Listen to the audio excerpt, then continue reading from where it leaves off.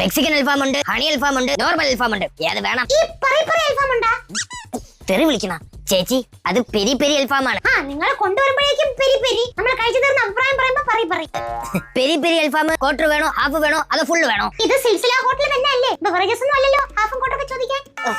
നിങ്ങൾ അളവ് പറയേച്ചി. ആ അളവല്ലേ എഴുതിയെടുത്തോ. 36 ചെസ്റ്റ്, ഷോൾഡറിന് 32, ബാക്ക് ഒരു 24. ഹൂക്ക് വെച്ച് പിടിപ്പിച്ചോളേ. ഓക്കെ, ബ്ലൗസ് ഞാൻ തച്ചിട്ട് വൈകുന്നേരം വീട്ടിൽ കൊണ്ട് എത്തിച്ചേക്കാം.